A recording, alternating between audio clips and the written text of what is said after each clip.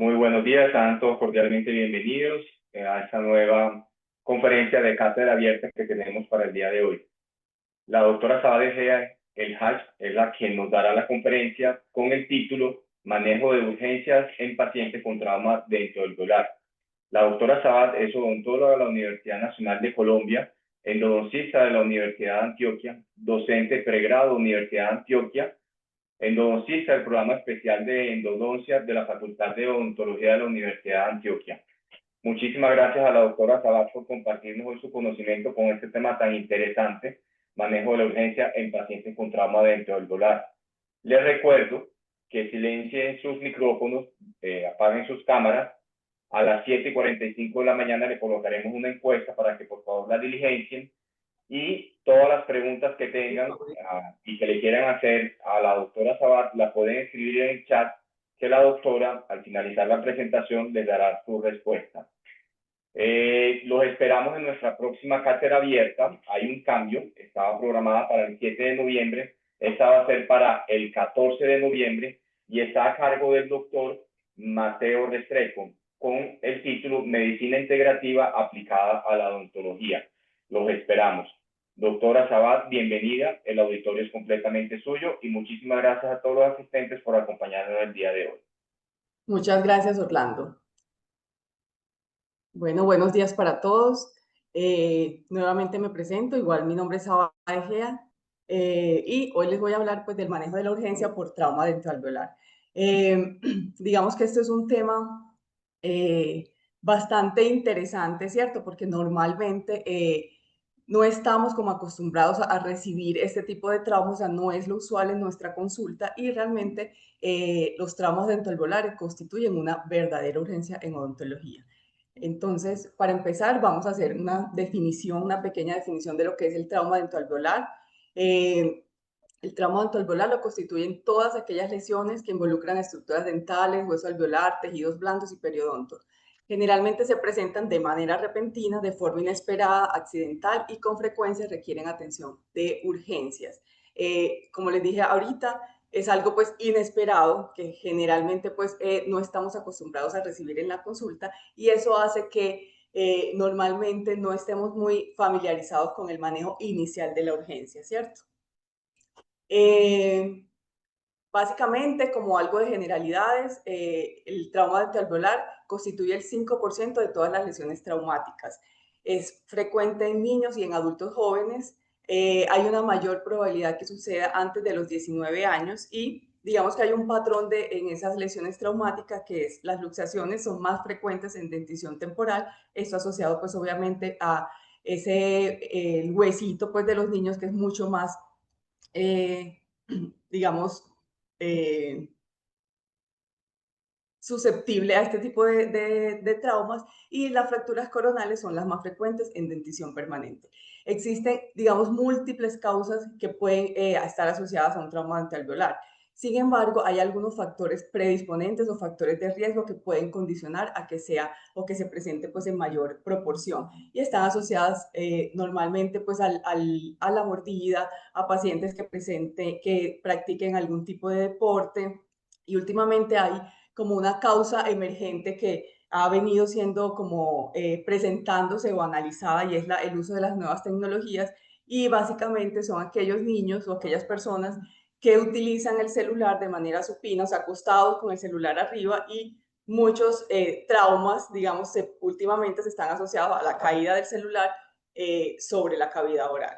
Entonces, digamos que esto es como un factor emergente nuevo de todas esas causas que se pueden asociar al trauma dentoalveolar. Básicamente, cuando tenemos, pues, o se nos presenta un trauma o el manejo inicial, en ese momento tenemos que tomar decisiones muy precisas, hacer una intervención, pues, digamos, lo más acertado posible, porque de eso va a depender el pronóstico posterior de ese diente o de esos dientes que están asociados dentro del tipo de trauma, ¿cierto? Entonces, es muy importante que en ese momento podamos tener por lo menos el conocimiento, ¿cierto? Para aplicarlo de la mejor manera en pro de un pronóstico a largo plazo de esos dientes afectados del traumatismo. Porque si bien es cierto que aunque manejemos normalmente hay lesiones traumáticas, perdón, que aparentemente no generan pues un daño a largo plazo. Si el manejo inicial no es el adecuado, posiblemente ese pronóstico se ve afectado. Y sabemos que los pacientes de trauma no son pacientes que se dan de alta ahí mismo. Generalmente pueden haber muchas lesiones traumáticas que se manifiestan o digamos que las consecuencias se pueden manifestar mucho tiempo después del trauma inicial. Entonces, dependiendo de la intervención inicial, eso va a afectar ese pronóstico posterior. Básicamente lo que les quiero compartir hoy es, digamos, como el manejo que se hace direccionado por las guías de manejo de trauma dental de la Asociación Internacional de Traumatología Dental.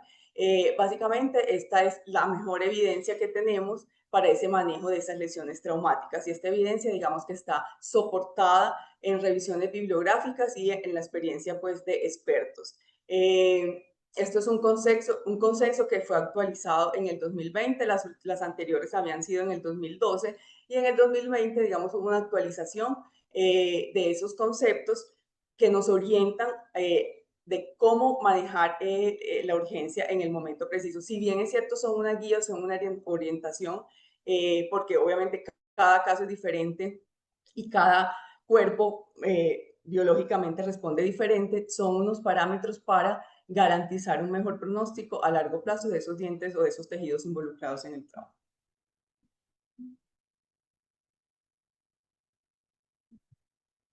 Y básicamente ellos han clasificado esas lesiones traumáticas, aquellos que comprometen o la han dividido, mejor dicho, en los que comprometen los tejidos dentales duros y los tejidos de soporte. Dentro de los tejidos dentales están las fracturas coronales, fracturas radiculares y fracturas del proceso alveolar, y las que involucran los tejidos de soporte están contenidas aquí, todas aquellas que afectan las estructuras de soporte que comprometen ligamento periodontal. Entonces, que comprometen pues la estructura coronal o las fracturas, podemos tener fractura de esmalte, fractura de esmalte y dentina, fractura de esmalte y dentina con compromiso pulpar, lo que anteriormente, digamos, hablábamos de fractura complicada y no complicada, ha cambiado pues como un poquito la manera pues de llamarlas. Fractura coronal, coronorradicular, que puede ser como si compromiso pulpar, fractura radicular y fractura pues de alveolar. Y dentro de las que involucran los tejidos periodontales están la contusión, subluxación, extrusión, luxación lateral, intrusión y avulsión. Vamos a empezar entonces como a desglosar el manejo de cada una de ellas. Empezamos por la infracción del esmalte. La infracción del esmalte es una fractura incompleta del esmalte sin pérdida de estructura dental. Vemos que son efectivamente como unas grieticas dentro del esmalte que están asociadas obviamente pues a un trauma directo, ¿cierto? Dentro de los hallazgos clínicos de este tipo de lesiones, vamos a encontrar que la percusión y la palpación son negativos, hay una movilidad normal, las pruebas de sensibilidad pulpar son positivas normales, y aquí obviamente debemos examinar si hay otras lesiones asociadas a este tipo de lesiones como luxación o fractura radicular, porque obviamente el manejo va a estar dado de acuerdo a la lesión más grave que se presente, ¿cierto? Dentro de los hallazgos radiográficos vamos a encontrar tejidos bajo parámetros de normalidad y podemos tomar radiografías adicionales para sospechar o para evaluar si hay otro tipo de trauma. En cuanto al tratamiento de las infracciones, realmente no hay ningún tratamiento pues específico. Muchas veces si la infracción es muy severa o si, digamos, hay algo de pérdida de continuidad, lo que uno puede hacer es grabar y hacer un sellado con resina para prevenir que por ahí haya pigmentación o contaminación bacteriana. De lo contrario, no hay necesidad de hacer ningún tipo de tratamiento. Continuamos con la fractura de esmalte. Como su nombre lo indica, es una fractura que está limitada solo al esmalte con pérdida de estructura. Normalmente en este tipo de lesiones, digamos que no hay consecuencias inmediatas o no se asocian patologías pulpares a este tipo pues, de lesiones porque se presume que son, digamos, lesiones muy superficiales, por decirlo de alguna manera, o muy pequeñas, por decirlo de manera, que posiblemente no pueden llegar a afectar el tejido pulpar. Pero como les dije ahorita, muchas veces a largo plazo puede haber algún compromiso de este. En este tipo digamos, de lesiones está asociado que puede tardíamente presentarse necrosis pulpar en 1% de los casos. Aquí, bueno, vamos a encontrar como hallazgos clínicos que hay pérdida pues, de ese esmalte sin signos visibles de dentina expuesta, la movilidad va a ser normal y las pruebas de sensibilidad pulpar van a ser normales. Radiográficamente vamos a encontrar esa pérdida pues, visible de esmalte y siempre hay que tomar radiografías adicionales para descartar algún otro tipo de lesión. El tratamiento, dependiendo pues de la extensión de esa fractura, podemos ya tomar la decisión de hacer una restauración o de hacer un pulido de esa superficie fracturada. En cuanto al seguimiento, hacemos seguimiento a la sexta y a la octava semana posterior a ese trauma. Seguimos con la fractura de esmalte y dentina, lo que anteriormente se llamaba fractura no complicada de corona. Esto es una fractura coronal que involucra esmalte y dentina sin compromiso pulpar. Dentro de los hallazgos clínicos, igual va a haber una movilidad normal, pruebas de sensibilidad pulpar normales, palpación y percusión negativas. Radiográficamente vamos a encontrar esa pérdida pues, de esmalte y dentina visible radiográficamente. Aquí es muy importante hacer inspección radiográfica y también pues, palpación de tejidos blandos, para descartar que ese fragmento que esté fracturado esté de pronto impactado en los labios o en tejido blando. ¿Listo? Siempre, pues obviamente hay que tomar radiografías y para analizar si hay algún otro tipo de lesión. En cuanto al tratamiento, si el fragmento fracturado está disponible, se puede hacer adhesión de ese fragmento después de haberlo pues hidratado. Hacer un recubrimiento pulpar indirecto, dependiendo pues obviamente de la profundidad de la fractura. Podemos hacer un cubrimiento de esa dentina expuesta con ionómero de vidrio y luego hacer la restauración. Y si esa dentina expuesta está muy próxima al tejido pulpar, podemos colocar hidróxido de calcio, ionómero y hacer la restauración o cualquier otro tipo de material biocerámico en el fondo de la cavidad. Seguimos con la fractura de esmalte dentina. Hola.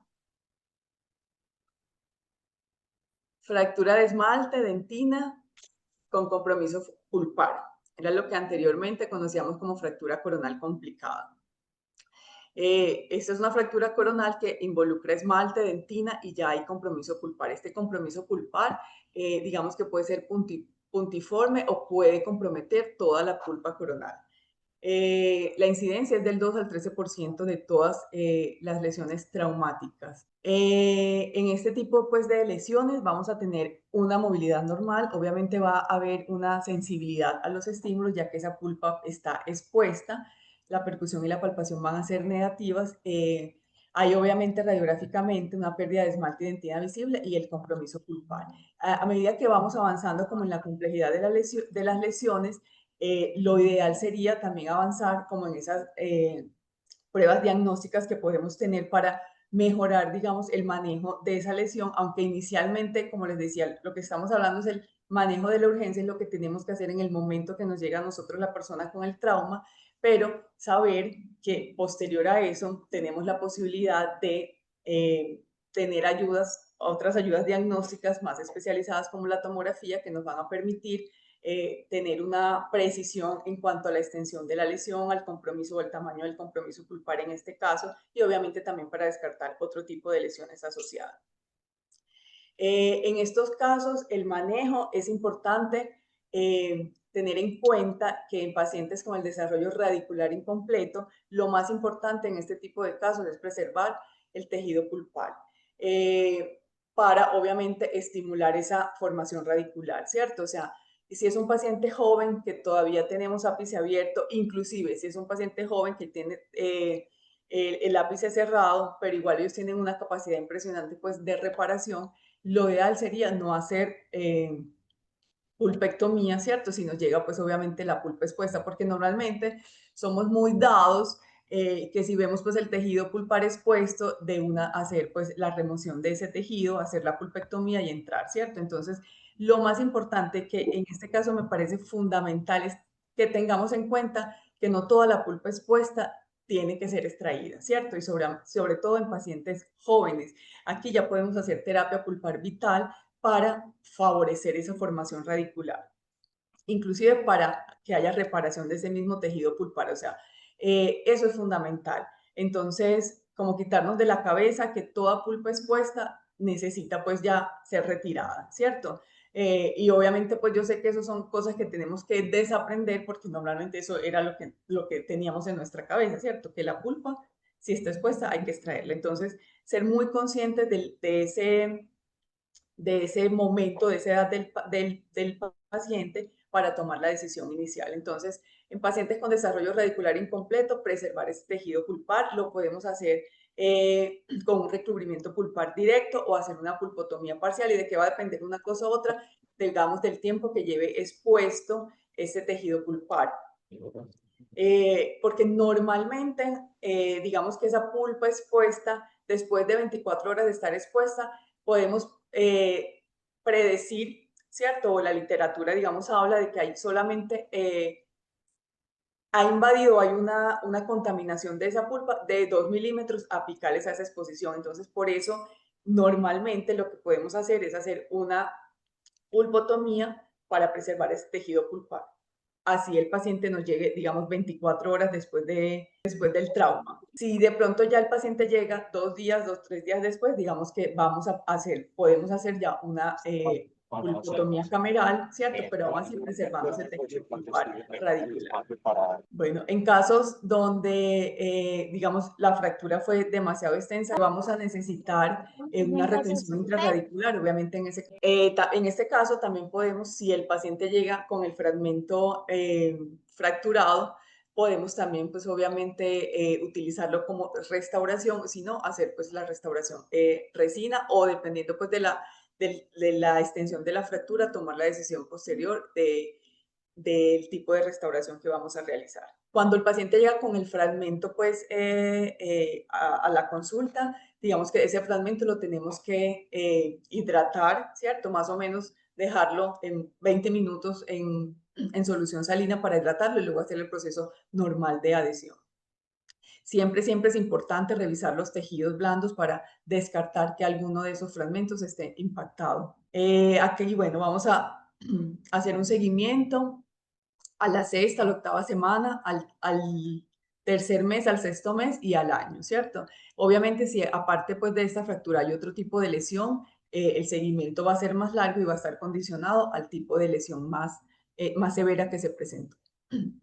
El pronóstico en este tipo de lesiones, digamos que va a estar condicionado al tiempo transcurrido entre el trauma y el tratamiento, ¿cierto? Y básicamente el pronóstico en todas las lesiones traumáticas va a estar condicionado por esto, el tiempo que pasa en el momento del accidente y en el momento del manejo inicial.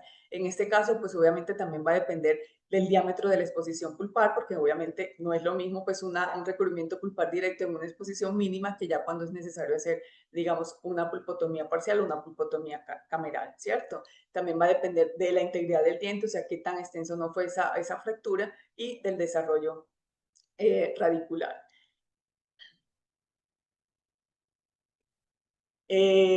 Para este tipo, digamos, de manejo inicial, hay obviamente pues muchos materiales disponibles para hacer ese tipo de recubrimiento pulpar directo o esa pulpotomía, ¿cierto? Anteriormente, digamos que hacíamos ese recubrimiento pulpar con hidróxido de calcio, que igual sigue siendo válido si es la única opción que tenemos al momento de que llegue el paciente, de manejar la urgencia. Hidróxido de calcio, podemos hacer el recubrimiento pulpar con hidróxido de calcio, ¿cierto? Y ya últimamente, pues obviamente hay otro tipo de materiales biocerámicos que tienen como mayor predecibilidad a la hora de hacer ese tipo de tratamiento, ¿cierto? Conocemos pues el MTA, conocemos la biodentina, que son, digamos que, biocerámicos de segunda generación, que en este caso, como la biodentina no van a generar una pigmentación en esa corona del diente, pero que básicamente lo que necesitamos es hacer ese recubrimiento pulpar directo. Si en ese momento de la urgencia lo único que tenemos es hidróxido de calcio, pues hacemos el recubrimiento con, con el hidróxido de calcio. Acuérdense que es súper importante mantener preservar pues este tejido pulpar, ¿cierto? Entonces, el hidróxido de calcio sigue siendo un medicamento, un material excelente para hacer. Sara, qué pena que yo te interrumpa la presentación un segundo. Usualmente Dime. las preguntas las respondemos al finalizar tu presentación, pero hay una pregunta que nos hacen en este momento porque se interrumpió un poquito la presentación. Nos preguntan, la doctora Elizabeth Londoño, y no se alcanzó a escuchar qué pasaba si el paciente llega con la fractura complicada de corona a las 24 y 48 horas. Ah, ok, listo. Lo que les decía ahí era que si a las 24 horas, digamos, vamos a encontrar que hay una contaminación como de los 2 milímetros apicales a esa exposición, ¿cierto? Entonces, por eso en ese momento podemos hacer, digamos que un recubrimiento pulpar directo, ¿cierto? Si ya llega posterior a eso, o sea, al segundo día, 36 o 48 horas, ya ha avanzado más esa contaminación y en ese momento tomamos la decisión de hacer una pulpotomía que puede ser parcial o cameral completa, ¿cierto? Dependiendo pues del tiempo que haya transcurrido. Lo que les quería hacer como énfasis ahí es que si todavía vemos que hay esa vitalidad pulpar, no hacer la pulpectomía completa, ¿cierto? Por eso, digamos, nos enfocamos en este tipo de tratamiento porque inclusive después de 3 días, todavía aunque hay una inflamación, esa inflamación pulpar no ha avanzado al conducto radicular. Entonces, por eso optamos para estas técnicas para preservar ese tejido pulpar.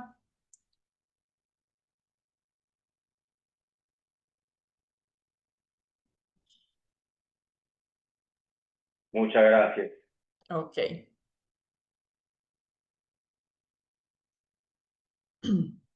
Aquí les voy a mostrar pues un casito pues de una publicación que básicamente lo que quiero con esto es como orientarlos a la hora pues de hacer el recubrimiento pulpar, ¿cierto? Normalmente, como les decía, puede que no tengamos como esa experticia para hacerlo y que normalmente las urgencias llegan al odontólogo, pues no llegan odontólogo general inicialmente y como odontólogos generales obviamente debemos como resolver, ¿cierto? Y luego de eso, pues obviamente si no tenemos como la confianza para seguir con el caso, obviamente lo ideal sería pues remitirlo pues a un endodoncista. Aquí básicamente lo que les quería, digamos, eh,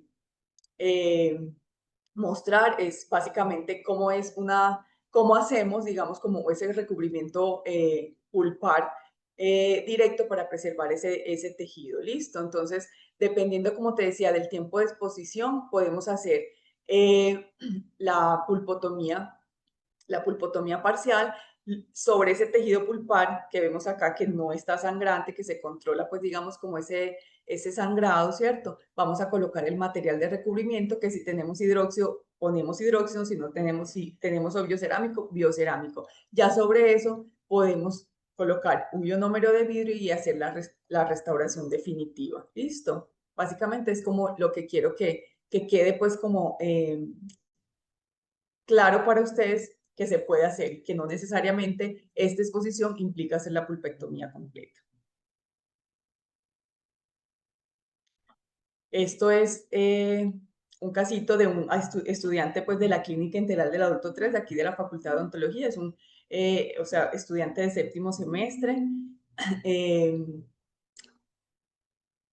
que le llegó una fractura de esmalte, dentina y pulpa. Es un paciente que sufre de epilepsia y en uno de sus ataques de epilepsia tuvo la fractura, esa fractura de esmalte dentina con compromiso pulpar. Básicamente así llegó, se optó por hacer pues la endodoncia. Acá es un paciente con un tratamiento, tenía pulpa expuesta varios días y aparte de eso ya es un paciente con el ápice pues totalmente formado, entonces se decide pues hacer el tratamiento endodóntico completo y posterior a eso hacer pues la restauración. Así como llegó, así se fue el paciente. Luego seguimos con las fracturas coronorradiculares. Las fracturas coronorradiculares, como su nombre lo indica, son fracturas que comprometen esmalte, dentina, cemento y estas pueden tener o no compromiso pulpar. Generalmente se extienden por debajo del margen gingival y pueden ser oblicuas, en bisel o verticales. Normalmente las lesiones, pues digamos, las fracturas coronorradiculares, dependiendo pues, digamos, de la movilidad de ese fragmento, también va a ser como el manejo posterior. En cuanto a esas fracturas, son lesiones menos frecuentes, la prevalencia es de 2 a 2.5 en dientes temporales y de 0,5 a 5% en dientes permanentes. El traumatismo directo es la causa principal pues, de tipo de fracturas en la región anterior y, digamos, el nivel y la posición de esa línea de fractura y la cantidad de raíz remanente van a determinar el tipo de tratamiento posterior, ¿cierto? O el tratamiento pues definitivo. En cuanto a los hallazgos clínicos, digamos, las pruebas de sensibilidad normalmente son positivas. Está sensible a la percusión porque obviamente tenemos ese fragmento pues móvil ahí. El fragmento puede estar presente y móvil y la movilidad, digamos, que va a estar determinada qué tan subgingival está esa fractura. Esa extensión de esa fractura también puede ser sub o supraalveolar. Normalmente, radiográficamente, no podemos como tener una precisión exacta de esa extensión de la fractura. Igual como siempre, evaluar, pues obviamente que no esté algún fragmento dental o un cuerpo extraño pues impactado en los tejidos, tomar radiografías en varias angulaciones para tratar de determinar exactamente pues como el límite, que aunque no es muy visible radiográficamente, pero lo ideal de pronto tomar varias radiografías en diferentes angulaciones. Y en este caso pues la tomografía sigue siendo pues obviamente la mejor ayuda diagnóstica porque con esta vamos a visualizar mejor esa trayectoria de la fractura, la extensión, la relación con el hueso marginal. Vamos a poder evaluar exactamente la proporción coronorradicular para determinar posterior a eso el tratamiento ideal. Básicamente, pues en el manejo de urgencia lo que hacemos es controlar esa sintomatología, proteger el tejido pulpar, ¿cierto? Y estabilizar digamos, al paciente para después tomar la decisión definitiva de qué tipo de tratamiento pues vamos a realizar, ¿cierto? Mientras más móvil esté, digamos, el fragmento, podemos decir que no es tan profunda porque está pues adherida como a ese tejido gingival. Sin embargo, si no hay tanta movilidad, podemos sospechar de una fractura que ya está más profunda o más intraósea, ¿cierto? Entonces, y eso obviamente también va a afectar el pronóstico posterior y el tratamiento. Como les decía, básicamente lo que queremos es estabilizar el fragmento mientras se logra definir el plan de tratamiento ideal. Podemos retirar ese fragmento y restaurar si no hay compromiso pulpar.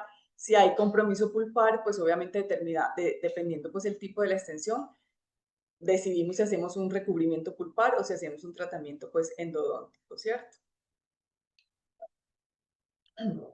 Y posterior a eso, digamos, dependiendo pues del tipo de la extensión de la fractura, tenemos pues opciones de manejo posterior que van desde la extrusión ortodóntica y posterior restauración, o sea, extruir esa raíz para exponer la fractura y dependiendo pues de eso, hacer la restauración posterior.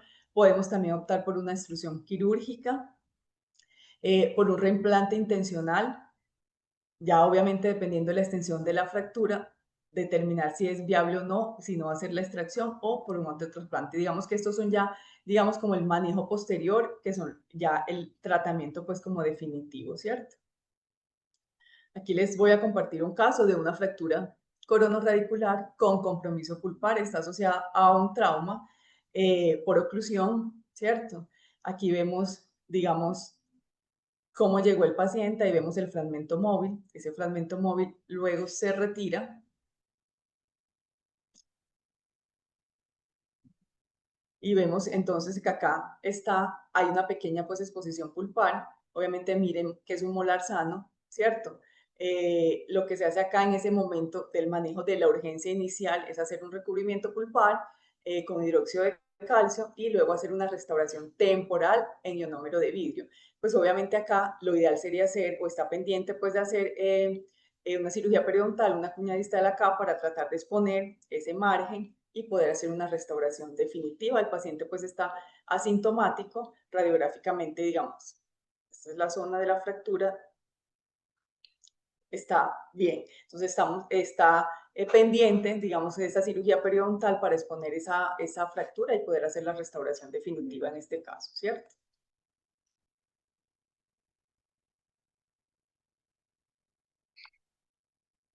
Seguimos con las fracturas radiculares.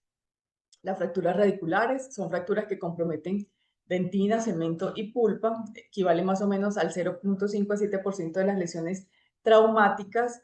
El mecanismo de la fractura es un impacto frontal y normalmente pueden ser oblicuas y horizontales. Este tipo de fracturas, digamos, aquí pues lo ilustra, es un impacto frontal, lo que se produce es en la línea fractura que va a haber una porción coronal, ¿cierto? A esa línea de fractura, normalmente aquí hay un rompimiento pues de todo el aporte pues neurovascular. La parte radicular o la parte pues del ápice no tiene ningún afecto, sigue, digamos, sigue con ese aporte neurovascular intacto en esta zona. Lo que se puede ver comprometido es la zona coronal a la línea de fractura. Porque aquí obviamente pues hay una separación eh, de las, eh, del ligamento periodontal, de las fibras del ligamento periodontal, y en una exposición de esa superficie radicular. Entonces, la parte apical normalmente continúa con su aporte neurovascular y lo que se ve afectado en el tiempo es, digamos, la porción coronal a la línea de fractura, ¿cierto? En este momento, digamos que puede haber ese ligamento periodontal puede obviamente sufrir o un aplastamiento o un rompimiento de esas fibras, ¿cierto?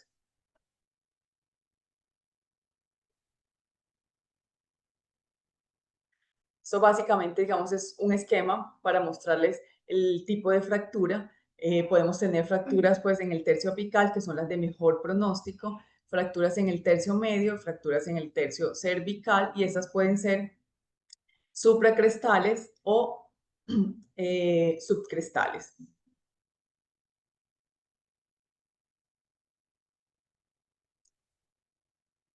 Como hallazgos clínicos, vamos a encontrar el fragmento coronal móvil y desplazado dependiendo en qué momento o en qué tercio radicular esté la fractura, ¿cierto? Si es una fractura que está en el tercio apical, normalmente el fragmento coronal no va a estar móvil.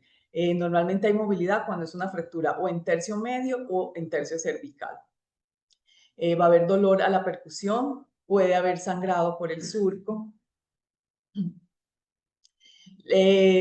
Las pruebas de sensibilidad pulpar van a resultar negativas. O sea, obviamente al haber un rompimiento de ese paquete, cierto, vasculonervioso, se afecta pues ese aporte y eso nos va a determinar o nos va a, a dar esa respuesta negativa ante las pruebas de sensibilidad pulpar. La prueba de sensibilidad pulpar inicial negativa no significa que el diente esté necrótico, o sea, eso no es, digamos, Em, ¿cómo les explico? Sugerente de necrosis en ese momento, ¿cierto? Porque obviamente al haber ese rompimiento es normal que nos den esas pruebas de sensibilidad. Por eso hay que tener un control posterior porque normalmente puede haber recuperación de esa fibra nerviosa y en el tiempo esa respuesta puede cambiar de una respuesta negativa a una respuesta de sensibilidad pulpar normal, ¿cierto? Puede haber un cambio de color que es transitorio. Normalmente este tipo de fracturas es menos frecuente en los dientes inmaduros debido a esa elasticidad pues, del alveolo que hace más susceptible pues, en los dientes inmaduros que haya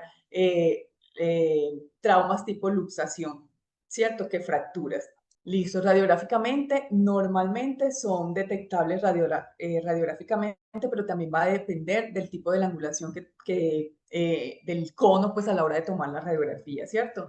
Cuando el cono está paralelo a la línea de fractura, la vemos pues de esta manera totalmente pues horizontal. Si ya se varía un poquito pues esa angulación en relación a la fractura, podemos verla ya de manera pues oblicua y podemos ver inclusive pues como, como en forma de una elipsis los dos bordes de la fractura. Entonces, en este caso, lo ideal sería múltiples angulaciones de la radiografía para tratar de definir exactamente el sitio exacto pues de la fractura o si es una fractura totalmente horizontal. Generalmente son fracturas oblicuas, o sea, por una superficie puede estar más coronal que por el otro lado.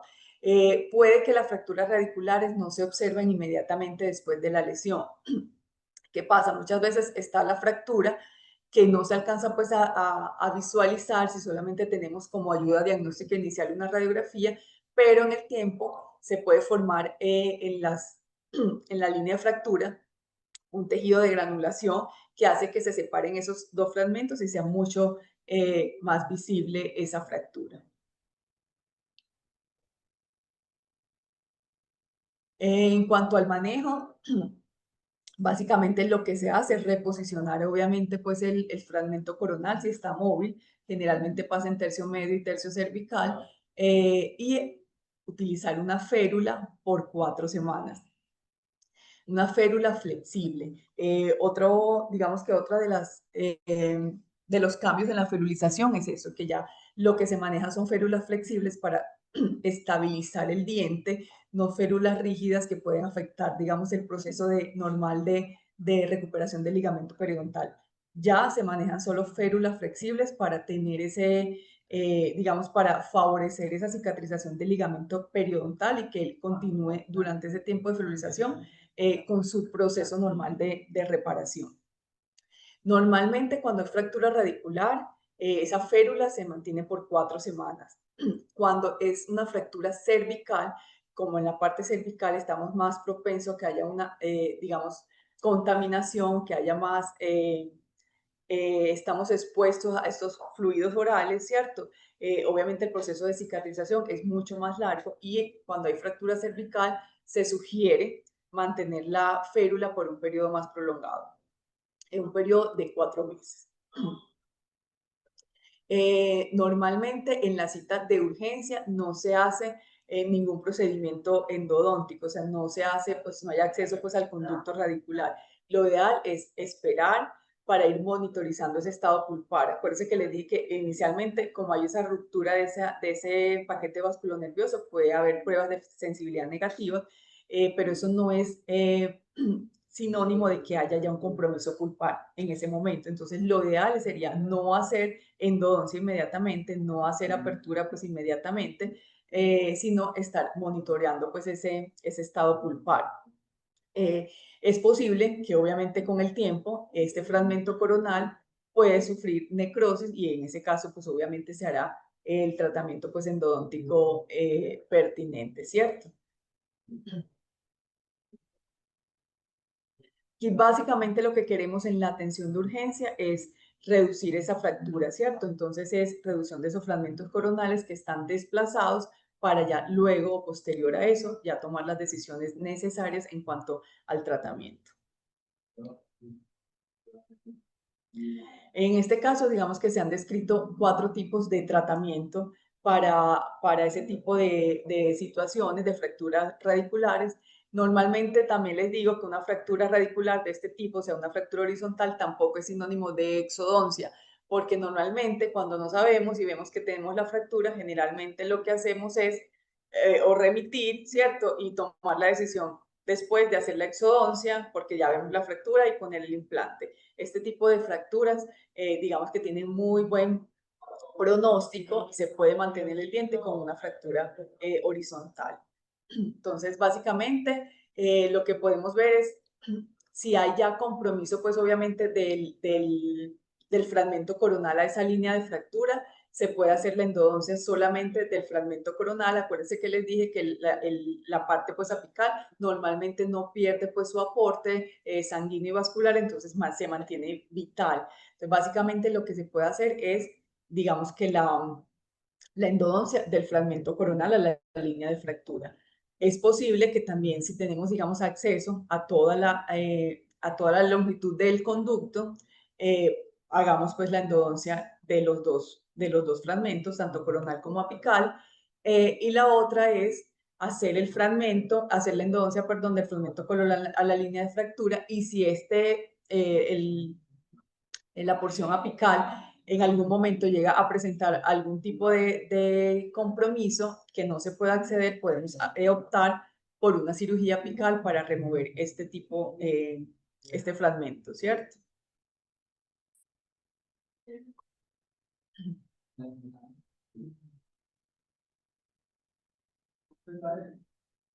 Bueno, lo otro es, obviamente, pues hacer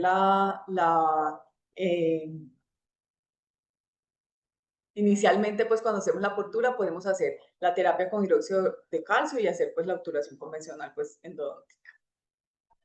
Aquí el seguimiento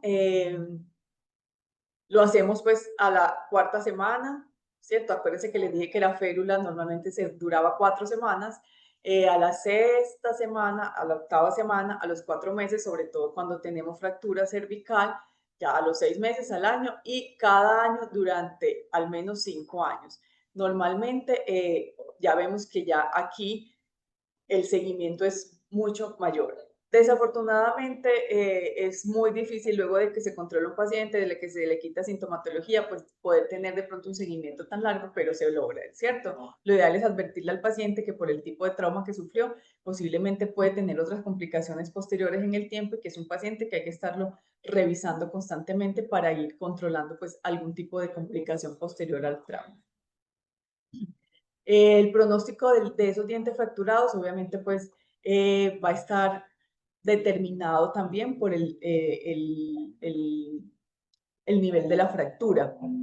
Si se mantienen pues bien afrontados los fragmentos, si la fractura es en el tercio radicular, obviamente, como les dije ahorita, va a haber un componente, va a haber un mejor pronóstico. Porque se mantiene pues como la vitalidad de ese fragmento apical, y el fragmento coronal, digamos que puede tener esa fractura o esa línea de fractura puede tener diferentes tipos de cicatrización. Entonces, cuando la fractura es en el tercio apical, digamos que es la fractura de mejor pronóstico. Cuando la fractura es en el tercio medio, digamos aquí, ya se ve un poquito más comprometido ese diagnóstico, porque no sabemos si la cantidad de tejido o del fragmento coronal que tenemos es lo suficiente para dar estabilidad y de pronto mantenerse pues en boca, ¿cierto? Y lo otro, cuando ya se en el tercio más coronal, dependiendo si ahí podemos retirar la corona y hacer otro tipo de tratamiento para exponer toda esa raíz y tenemos buena longitud radicular, también podemos hablar de que puede ser de buen pronóstico para la rehabilitación posterior. Obviamente aquí también depende posterior a ese manejo inicial de urgencia o de esa estabilización. Obviamente podemos tener, digamos que un manejo multidisciplinario de acuerdo, pues como les decía ahorita, a la cantidad de superficie radicular que tengamos expuesta, y podemos, digamos, valernos de extrusión ortodóntica o de extrusión quirúrgica o de algún tipo de cirugía periodontal para exponer el margen de la fractura, cuando estoy hablando que en este caso de la fractura pues más cervical, y poder rehabilitar posteriormente ese diente.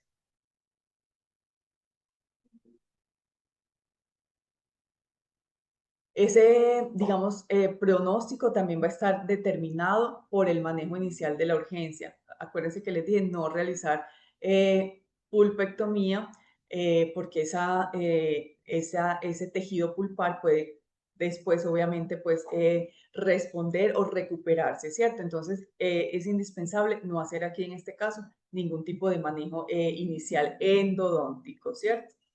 Normalmente se estima que esos dientes con fractura radicular tienen una supervivencia del 87% a 10 años. O sea, lo que les decía ahorita, fractura radicular no es sinónimo de exodoncia. Miren la supervivencia tan alta en esos dientes fracturados, ¿cierto?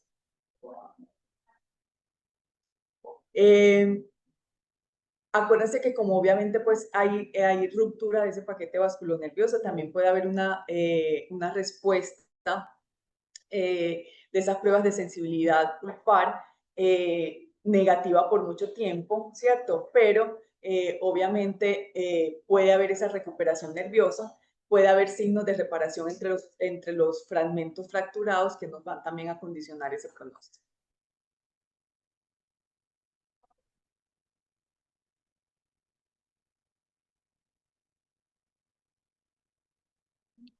Esto es un caso de una fractura radicular, cortesía de la doctora Sildana Cañas. Aquí cuando ya llegó, pues digamos, al manejo inicial ya le habían hecho pues una apertura, ¿cierto? Aquí vemos pues la línea de fractura. Como les decía, normalmente son líneas oblicuas que tienen, obviamente en una superficie están más apicales que en otra. Aquí lo que se hizo fue aquí en la tomografía estamos viendo pues como la línea de fractura, como ya había llegado con la apertura, lo que hizo la doctora fue hacer el manejo convencional de la endodoncia, como les dije acá, pudo lograr tener acceso a toda la longitud radicular y se hizo pues la endodoncia completa de los dos fragmentos. Acá vemos la radiografía final, se ha mantenido en el tiempo ese dientecito con una fractura radicular en tercio medio. Este es otro caso, una fractura de un trauma combinado. Hay una fractura radicular y una fractura de esmalte y dentina. Es un accidente pues en una ciclovía. Hubo pues como un choque de bicicletas, se cayó y tuvo pues el traumatismo, ¿cierto? Entonces, en el 21 tuvo fractura de esmalte dentina, fractura radicular, y acá también tuvo fractura de esmalte dentina sin compromiso pulpar. Aquí vemos la fractura, aquí vemos la radiografía. En la radiografía inicialmente se alcanza pues a observar la línea de fractura. En el 21, el 22 la fractura coronal sin compromiso pulpar. Aquí vemos tomográficamente la línea de fractura. No había movilidad del fragmento coronal. Cuando no hay movilidad, o sea, no hay desplazamiento ni movilidad del fragmento coronal, no hay obviamente pues que ferulizar, simplemente pues está la línea de fractura, pero no es necesario pues como reducir esa fractura porque aquí no hay movilidad. Al paciente ya se le realizó la restauración del 22, está en espera pues de la restauración del 21 y ya se sigue pues como el seguimiento, ¿cierto? Obviamente aquí hay que advertirle al paciente en este caso que fue una fractura coronal, aunque fue no complicado, no hubo compromiso pulpar, es una fractura extensa que a futuro puede haber algún compromiso pulpar. Otro tipo de fractura es la fractura pues alveolar. Aquí hay una fractura del hueso alveolar que puede extenderse a los huesos adyacentes. Aquí básicamente lo que vamos a encontrar es movilidad, cambios oclusales, dolor a la percusión. Las líneas de fractura pueden estar localizadas a cualquier nivel, desde el hueso marginal hasta el ápice radicular.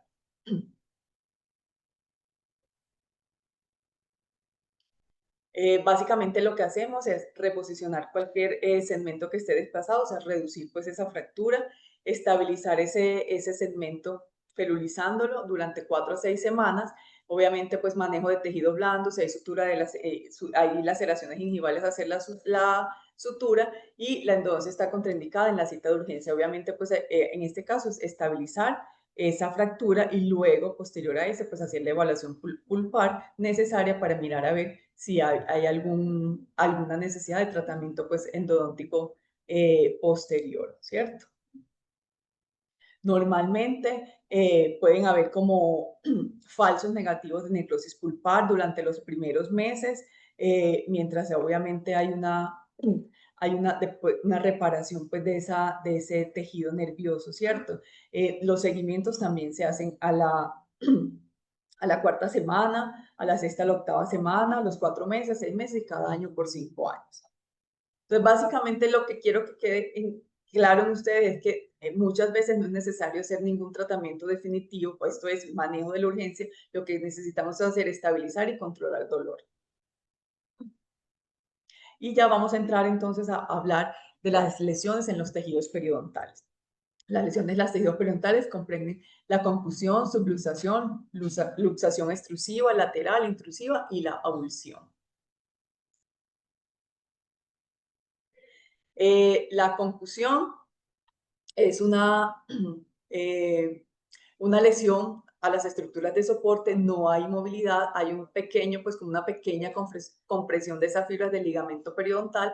Por tener esa compresión va a estar sensible a la percusión y a la palpación. Normalmente no hay compromiso pulpar, no hay cambios radiográficos evidentes y obviamente pues hay que hacer controles para ir evaluando pues o monitoreando algún cambio, ¿cierto? Pero normalmente digamos que hay un proceso de recuperación normal cuando obviamente hay pues digamos que una recuperación de esas fibras del ligamento periodontal. En la subluxación también es una lesión a las estructuras de soporte. Puede haber movilidad, pero sin desplazamiento del alveolo. Puede haber, obviamente, como un signo clínico, un sangrado por el surco gingival. Aquí ya hay un estiramiento y puede haber algún rompimiento de algunas fibras de ese ligamento periodontal, por eso hay movilidad. Mientras que en el otro era simplemente como una compresión, un aplastamiento leve de esas fibras, ¿cierto? Va a estar obviamente sensible a la palpación y a la percusión, y las pruebas de sensibilidad, como hay ya aquí ese rompimiento, ese estiramiento pues, de esas fibras del ligamento periodontal, también pueden estar alteradas y puede haber un daño pulpar transitorio, o sea, no puede responder inicialmente a las pruebas de sensibilidad pulpar, sin decir eso que vaya a necesitarse pues tratamiento endodóntico posterior. Por eso es indispensable pues el seguimiento para determinar o no si hay daño pulpar definitivo y ahí sí pues hacer el tratamiento endodóntico. Pero inicialmente esas pruebas de sensibilidad pueden estar alteradas. Radiográficamente no va a haber pues ningún hallazgo importante, normalmente tampoco requiere tratamiento. Obviamente, pues si hay algún tipo de lesión asociada como una fractura dental, pues obviamente se hará el manejo también de la fractura coronal, ¿cierto? Es opcional, depende si el diente tiene mucha movilidad, hacer una férula flexible por 2 semanas y los controles del seguimiento a las 2 semanas para retirar esa férula, a las 12 semanas, a los 6 meses y al año.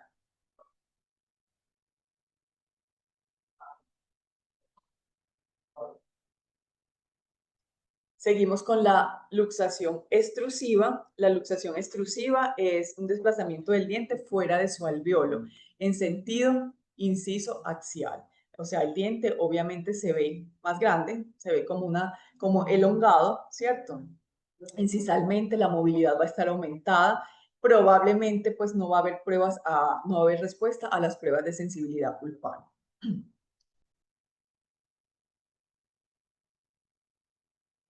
Radiográficamente se va a ver el espacio del ligamento periodontal aumentado, tanto apical como lateralmente, ya que pues obviamente el diente no está asentado pues en su alveolo, y es necesario, pues se pueden tomar radiografías en diferentes angulaciones para evaluar con precisión pues si no hay otro tipo pues de lesión y digamos como la cantidad de luxación que tenemos, ¿cierto? Pero obviamente que lo podemos determinar por ese espacio. El manejo es reposicionar el diente, obviamente haciendo presión cuidadosamente pues hacia el interior del alveolo, obviamente esto con anestesia, ferulizar por 2 semanas y ferulizar por 4 semanas si ya hay fractura ósea, ¿cierto? Y vamos a estar monitoreando el estado pulpar con las pruebas de sensibilidad. En cuanto al pronóstico, obviamente va a depender también pues del tipo del manejo pues inicial. Normalmente en dientes con ápice maduro posiblemente va a necesitar una endodoncia posterior, ¿cierto? Por eso hay que estar evaluando pues como esas pruebas de sensibilidad pulpar. Pero normalmente pues dependiendo del grado de la extrusión seguramente va a ser necesario.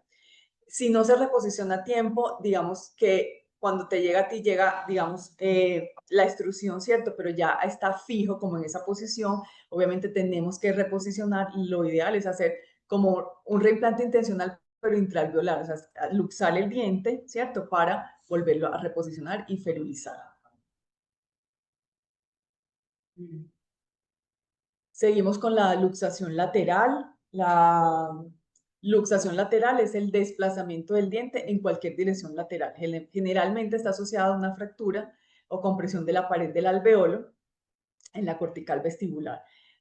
Normalmente, si la corona está, digamos, inclinada hacia palatino, el ápice está vestibular y al contrario, ¿cierto? Entonces, normalmente hay una fractura también, pues, de esa pared alveolar. Aquí, digamos que va a haber una ruptura de ese paquete vasculonervioso, ¿cierto? Y va a haber, obviamente, pues una compresión y de ese paquete vasculonervioso por ese, obviamente por ese desplazamiento, por ese tipo pues de movimiento. Lo que les decía, generalmente el desplazamiento es hacia vestibular o palatino, generalmente pues obviamente cursa con fractura del hueso alveolar, como hay fractura, el diente queda como bloqueado ahí apicalmente y a la percusión podemos, digamos, se caracteriza pues por un sonido metálico, pues obviamente ahí no tenemos, digamos, el ligamento, sino que está ese atrapamiento pues ahí en esa fractura. Probablemente hay ausencia de respuesta a las pruebas de sensibilidad pulpar. Radiográficamente podemos encontrar pues un aumento del espacio del ligamento eh, periodontal. El manejo es igual, dislocar, se puede hacer compresión digital, pues normalmente toca, pues si es reciente la luxación, seguramente pues es fácil hacer ese reposicionamiento pues con presión digital. Normalmente no es tan fácil, o sea, digamos que ese diente como está ahí anclado, perdón, anclado pues en esa fractura, es muy difícil o hay que tener mucha fuerza para hacer esa reposición, ¿cierto? Lo ideal sería obviamente pues dislocar, luxar para volver a hacer el reposicionamiento, ferulizar. Acuérdense que como aquí ya hay fractura ósea, la férula va a demorarse un poquito más, no son las 2 semanas, sino que ya 4 semanas hay que estar monitoreando pues el estado pulpar.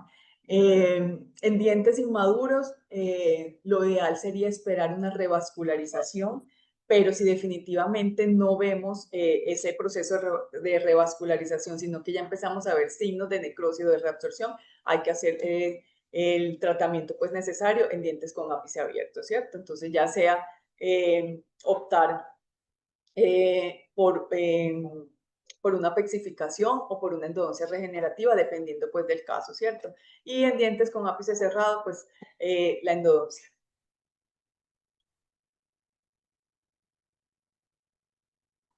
Seguimos con la luxación intrusiva, que es el desplazamiento del diente axialmente hacia el hueso alveolar. Generalmente va acompañado de fractura conminuta del hueso alveolar, causando daños a los tejidos pulpares y periodontales, ¿cierto? Aquí hay un aplastamiento de las fibras de ese ligamento periodontal y hay una ruptura del aporte neurovascular a la pulpa.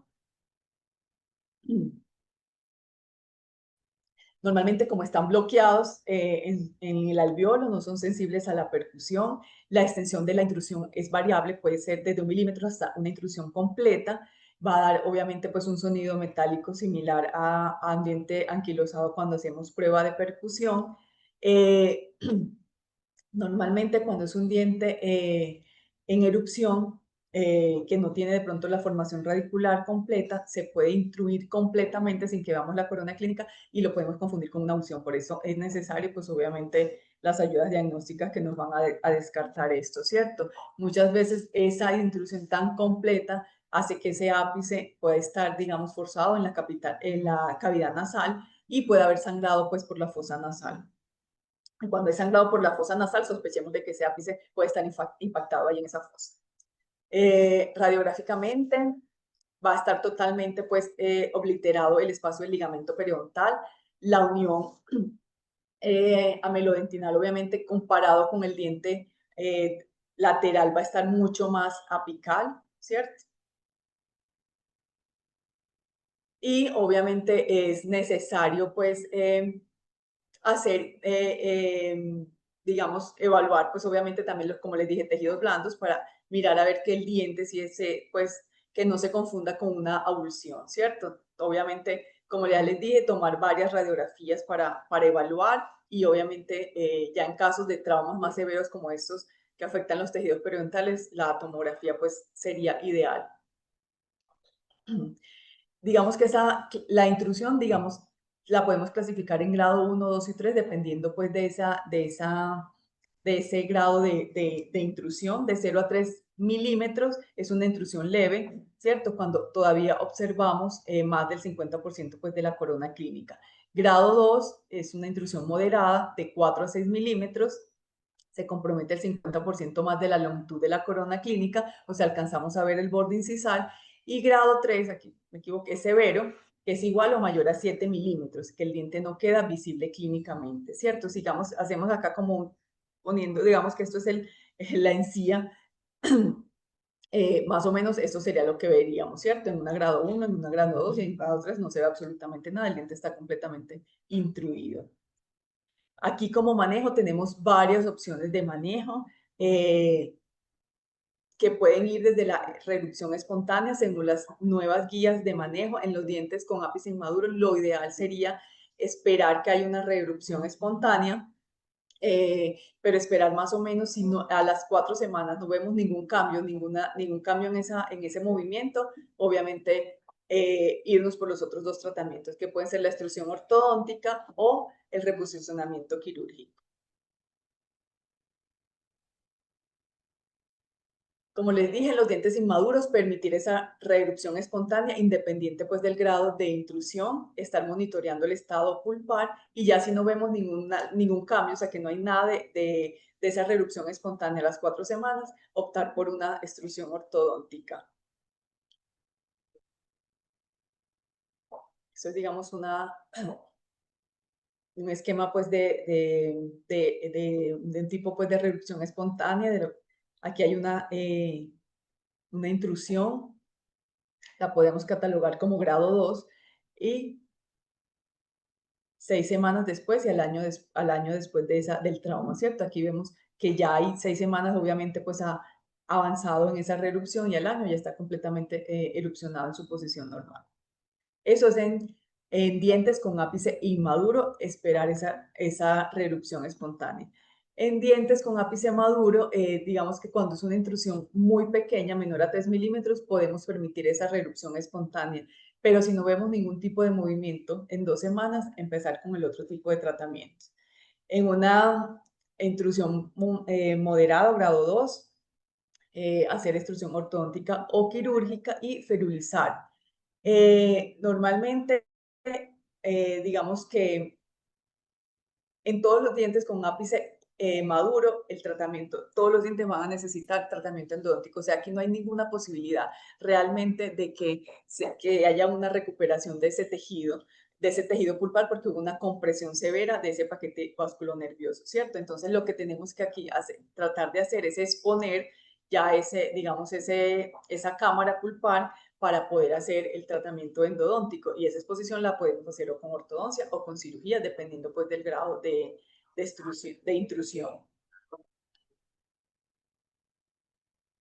Aquí tenemos, digamos, un manejo pues con ortodoncia, lo que vemos acá, el diente pues intruido, ¿cierto? Se hace pues un recubrimiento pulpar de la zona de la fractura y ya se ubica pues el bracket para poder hacer la extrusión ortodóntica. Aquí es poner la cámara pulpar para luego hacer el manejo endodóntico.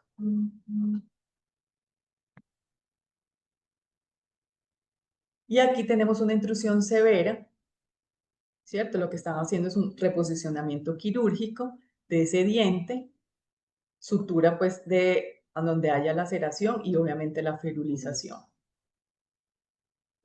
La ventaja de uno y el otro, obviamente, la extrusión ortodóntica, hay el movimiento completo con periodonto, entonces, digamos, es mucho más estético. Aquí cuando es extrusión quirúrgica, digamos, va a haber mayor afectación de ese hueso marginal, pero en este caso es totalmente necesario.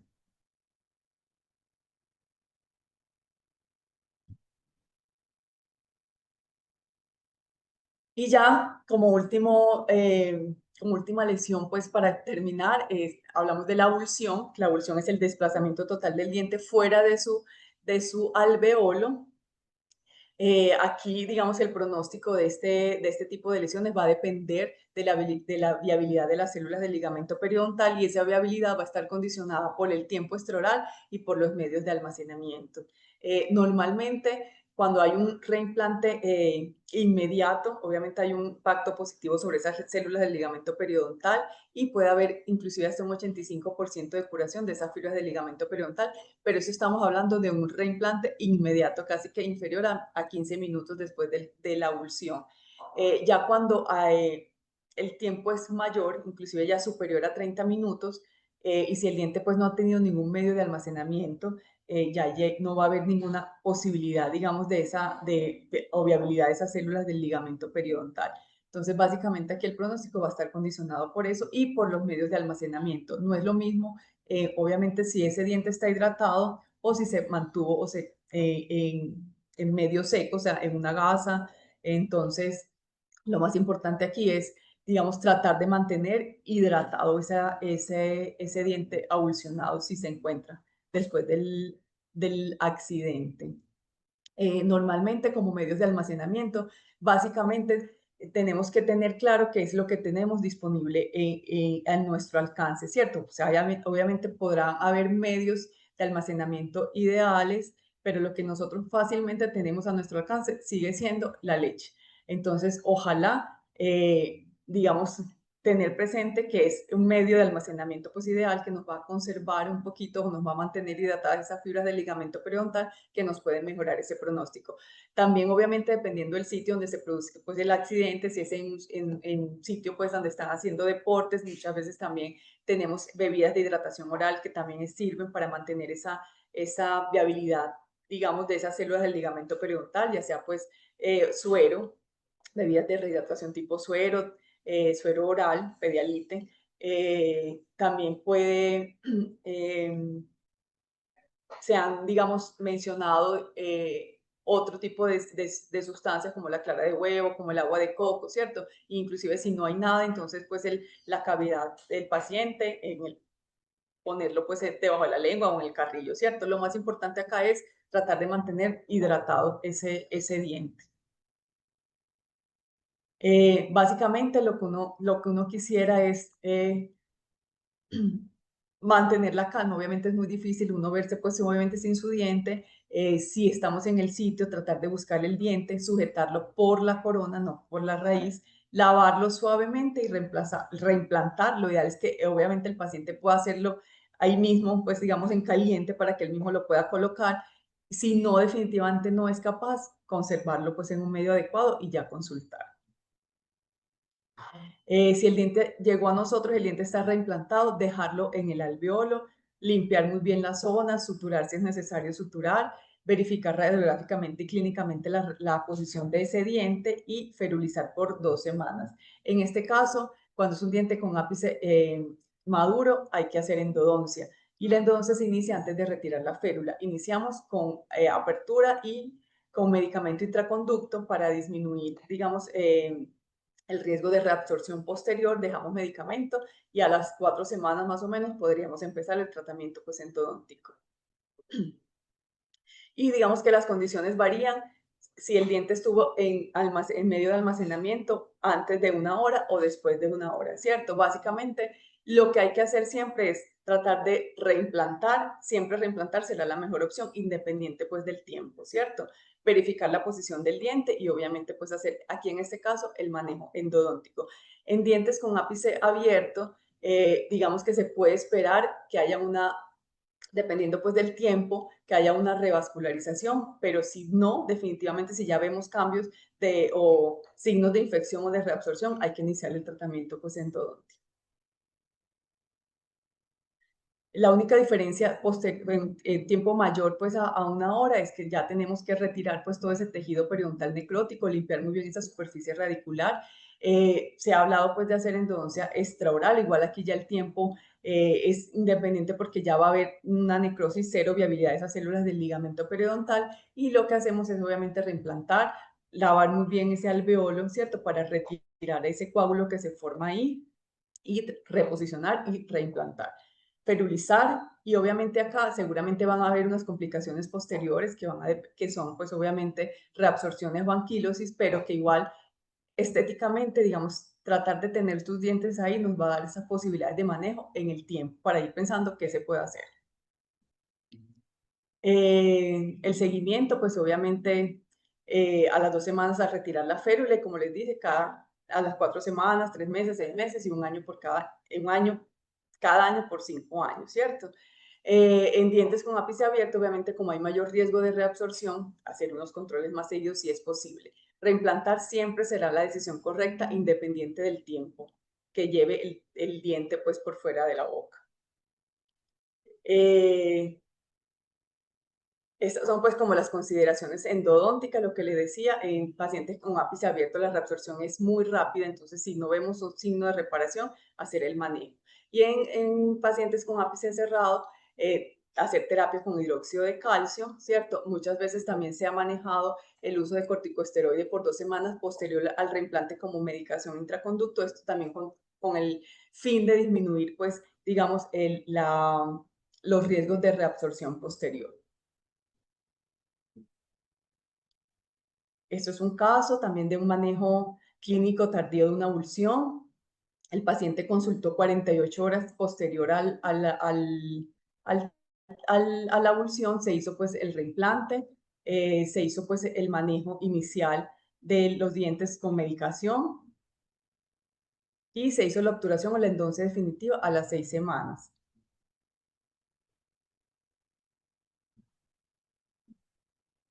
Eso es un control a los 2 años, que ya vemos signos de reabsorción. Acá, perdón. Y eso controla a los 4 años, ya vemos una reabsorción completa a este nivel. Y seguramente, pues obviamente esos dientes van a terminar en exodoncia, pero fueron dientes que se mantuvieron en boca 4 años después de ese trauma, o sea, 4 años y normalmente puede haber una reabsorción inflamatoria o reabsorción por reemplazo. Tenemos ya, digamos, ahí un huesito para el tratamiento pues posterior, ¿cierto? Entonces, digamos, como les dije, reimplantar siempre será una buena opción independiente del tiempo de la avulsión. Y ya, esto es una aplicación de la Asociación Internacional de Traumatología Dental, la pueden descargar. Aquí van a encontrar las guías de manejo en lo que me basé hoy para darles esta charla. Digamos que como no lo usamos, como normalmente podemos no saber qué hacer en un caso de trauma, esto es una muy buena opción. Aquí la encontramos, en español están las guías y nos pueden hacer, pues como disparar en ese momento si no tenemos claro qué vamos a hacer. De todas formas, manejar un trauma es muy complejo porque hay, digamos, múltiples tejidos afectados, tejidos de soporte, tejidos dentales, obviamente tejidos blandos, ¿cierto? Entonces, digamos que no es un manejo fácil, es un manejo que realmente requiere después un enfoque multidisciplinario porque seguramente vamos a necesitar rehabilitación, ortodoncia o manejo quirúrgico. Entonces, digamos que no es fácil manejar una situación de trauma, pero obviamente tenemos que como perder ese temor o esa falta de confianza que nos genera muchas veces este tipo de lesiones para poder hacer un abordaje inicial ideal y aumentar el pronóstico o disminuir los riesgos posteriores a un trauma, ¿cierto? También hace falta todavía como mucha conciencia, pues digamos, en todos como los actores claves en el manejo inicial, de profes, de entrenadores, de inclusive pues de los miembros de la familia, pues que obviamente están ajenos a este medio y no saben cómo hacer ese manejo inicial y que todos esos factores como contribuyen en ese pronóstico, ¿cierto? Pero lo ideal sería obviamente sentirnos con confianza para hacer un manejo ideal inicial adecuado y así pues garantizar un mejor pronóstico y supervivencia de estos dientes o permanencia de estos dientes en boca.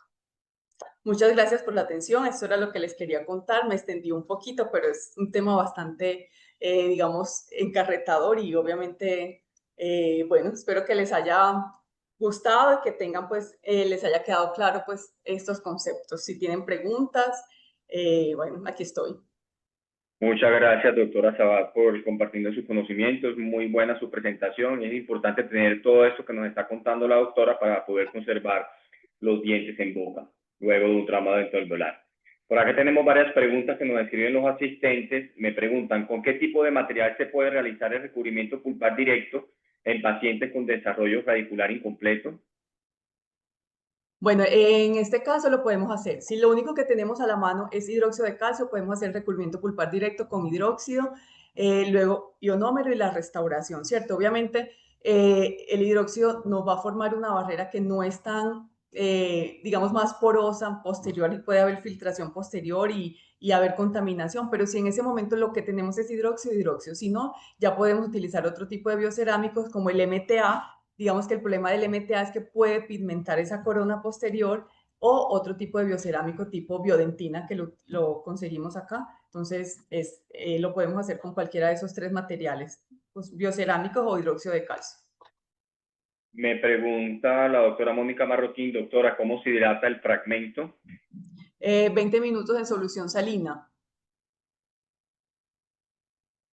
Perfecto. Por acá nos pregunta el doctor Juan Camilo Méndez, doctora, ¿podría abordar un poco del tema adhesión del fragmento fracturado si está disponible, por favor? ¿Qué hacer? Sí, posiblemente como qué hacer con la adhesión del No, fragmento fracturado si está disponible. normalmente, digamos que lo que describe la literatura es hidratar ese fragmento si lo tenemos y luego hacer el proceso de adhesión normal como si fuésemos a hacer una resina. O sea, desmineralizar, o sea, clavado ácido, adhesivo y luego unir los fragmentos al fragmento que tenemos en boca con resina. Perfecto. La siguiente pregunta la doctora Elizabeth Londoño. Buenos días para todos, doctora. ¿Cuál sería el protocolo para realizar la tarea para pulpar vital y con qué materiales se puede hacer? Terapia pulpar, lo que les dije, igual que el recubrimiento, ¿cierto? Lo que pasa es que puede haber recubrimiento pulpar directo, ya pulpotomía parcial o completa cameral, pero el material que utilizamos es el mismo. Puede ser hidróxido, si es lo que tenemos a la mano, o otro tipo de biocerámico tipo MTA, ¿cierto? O biodentina o cualquier otro biocerámico que haya disponible pues en el mercado. ¿Cómo podemos limpiar esa exposición previa al recubrimiento? Recubrimiento pulpar. Lo podemos hacer con una motica estéril, por lo menos yo lo manejo así, con una motica estéril impregnada en hipoclorito, hago la limpieza, hago una presión leve para controlar hemostasia, pues si hay, digamos, un sangrado, así lo hago yo. O sea, desinfecto la cavidad con una mota estéril impregnada en un poquito de hipoclorito y luego pongo el material. ¿Con qué podemos mezclar el hidróxido de calcio? ¿Cuál sería el más adecuado? En un medio acuoso, normalmente lo podemos hacer o con solución salina o con el anestésico, como nos han enseñado siempre, podemos preparar el hidróxido de calcio puro. Lo ideal es que sea hidróxido de calcio puro. ¿Con qué material se realiza la férula flexible? Ah, bueno, la férula flexible lo podemos realizar con un alambre de acero de 0,4 milímetros de grosor o con alambre que utilizamos de ortodoncia NITI de 16 o 18 entorchado. Ahí podemos hacer esa férula flexible, que es lo que normalmente podemos encontrar en un consultorio, porque se hablaba pues antes de hilo de pescar, pero yo creo que en un consultorio pocas veces vamos a encontrar eso. Entonces, básicamente lo que hacemos es con alambre de ortodoncia, podemos hacer esa férula flexible. La doctora Merly Molano nos pregunta, buenos días, paciente de 11 años con avulsión del 11, movilidad del 21 y 22. Se coloca férula flexible, lleva 2 meses en seguimiento ya que a nivel radiográfico presenta línea de fractura de hueso alveolar y línea de fractura tercio medio radicular 21-22. No lesiones radiolúcido, no cambio de coloración, no fístula y sensible cuando se hace prueba con EndoEye. ¿Se continúa con el seguimiento o cuál sería el paso a seguir? No, si tiene prueba, si tiene respuesta, no tiene lesiones, no hay signos de infección, tiene respuesta a la sensibilidad normales, se continúa con seguimiento, no hacer ningún abordaje todavía. Igual es un paciente de 11 años que tiene una capacidad de recuperación impresionante, entonces no hacer ningún tratamiento, pues abordaje endodóntico todavía. Si va respondiendo muy bien a las pruebas.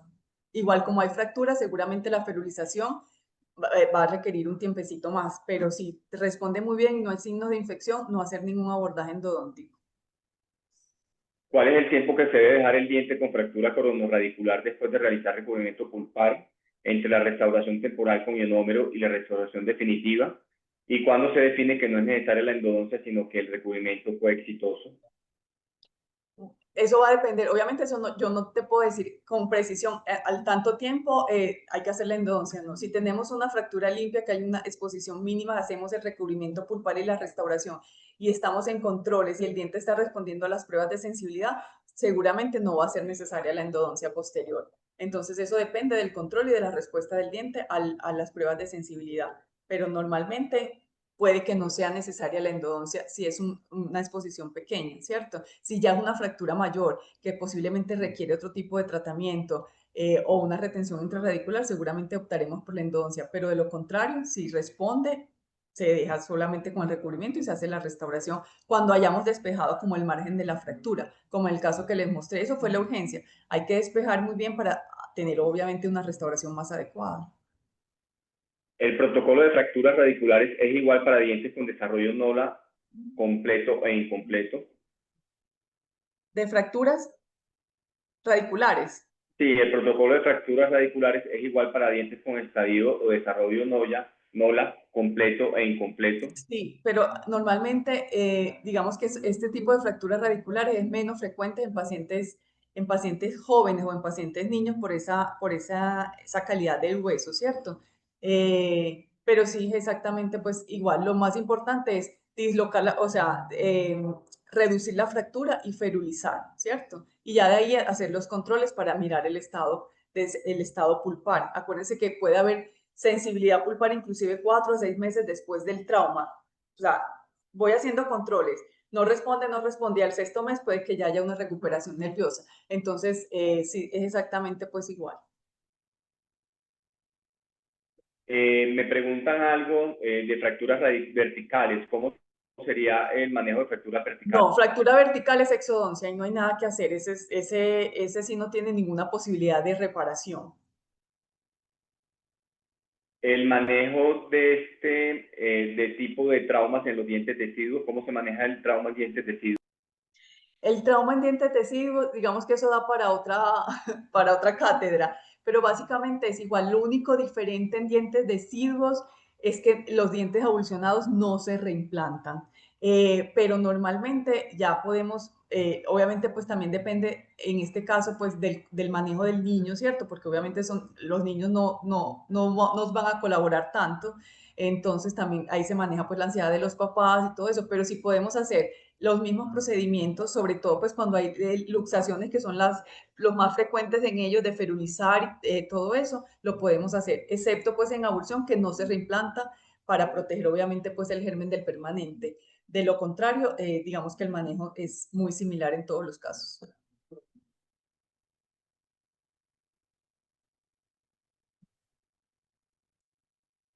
En caso de hacer ferulizaciones con alambre, ¿cuál sería el calibre indicado? Y para una ferulización flexible, ¿qué material nos indicaría usar?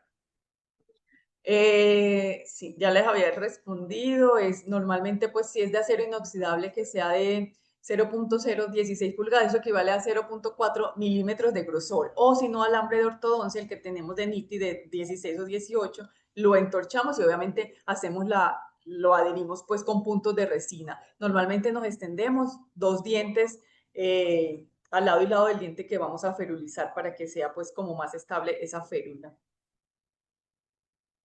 En la imagen de reposición quirúrgica aparece un material, no sé, si estoy en lo correcto, ¿serviría como férula? ¿Cuál material es? No, la reposición quirúrgica lo que se ve ahí es que el diente tenía una fractura y se hizo pues como un cubrimiento pues de esa fractura, pero igual la reposición quirúrgica es con force pues ubicar el diente y se hace pues la misma ferulización. Doctora, ¿qué alternativa recomienda para ferulizar en instituciones de primer nivel donde no se cuenta con alambres de ortodoncia? ¿Se puede utilizar limas o clips? Sí, en ese caso podemos utilizar una lima, pero ojalá de bajo calibre, ¿cierto? Una lima 10 o una lima 15 que más o menos nos pueden dar esa flexibilidad. Lo podemos hacer. Clic no, el clic es muy grueso, nos va a quedar pues muy rígido, pero sí lo podemos hacer con limas.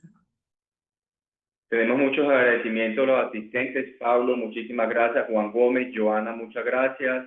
El doctor Jaime Morales, muchísimas gracias, doctora. Nicolás Pérez desde España, mil gracias por la invitación a este evento. Doctor de Careto, muchas gracias por la charla. Cecilia Amparo, excelente conferencia, mil gracias.